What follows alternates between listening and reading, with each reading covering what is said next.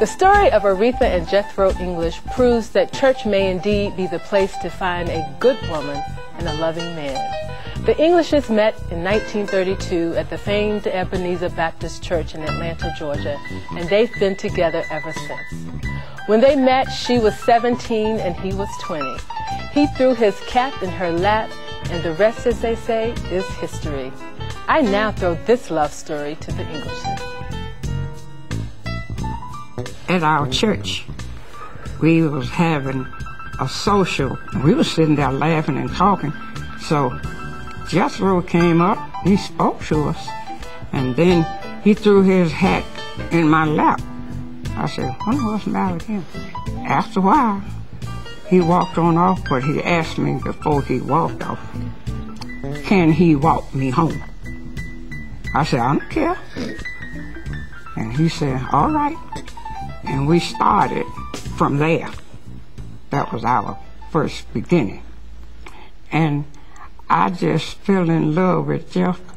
I liked the way he walked, and I liked the way he talked. We courted 5 years, and we had to build up confidence in each other.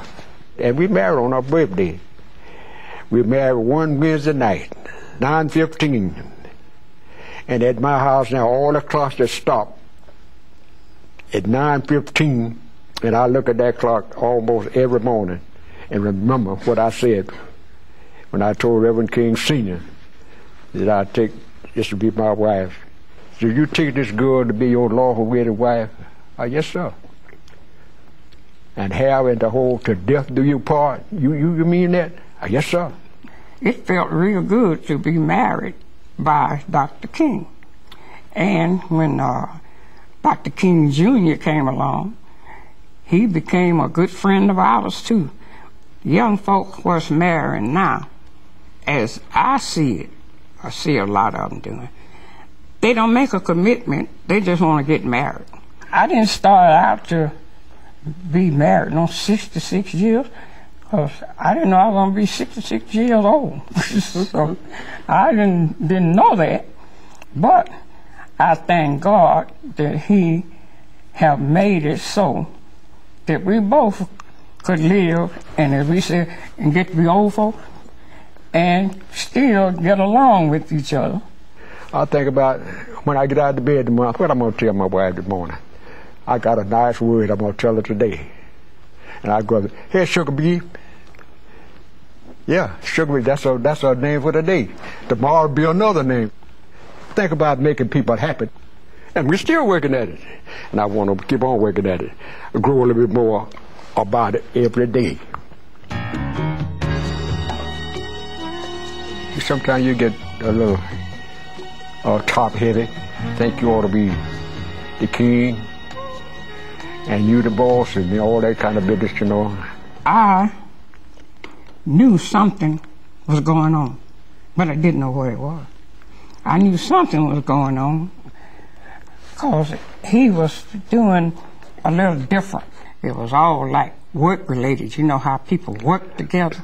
Then it goes to getting a little bit further than work. It goes to having an affair with somebody, you know, on the job.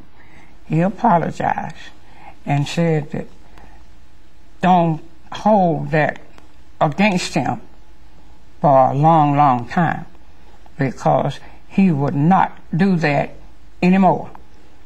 And if he did it anymore, I didn't know it. But that's where I say, at some time when the road get rough and rocky, you got to see if you can help to straighten it out. The worst whipping I ever got in my life from my wife was one thing she said, full of words. Do you think that's right? Now, if you got any conscience at all, if you got any sense at all, you go rattle it back in your mind. And no, that's not right. Then you quit doing that then. If it wasn't right, don't do it. If you're going to forgive them and try to forget it. And then after a while, you will forget it. And keep yourself in communication. Communication is a fine thing in marriage. we have stood the test of times all these years, and we still standing. And we still working on it. We have to work on it some more, but let's keep on working. That's right.